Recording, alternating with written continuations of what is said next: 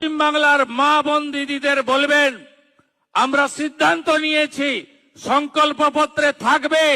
ভারতীয় জনতা পার্টি সিদ্ধান্ত নিয়েছে এপ্রিল মাসের শেষে সরকার হলে 1 মে আমরা 3000 টাকা দেব।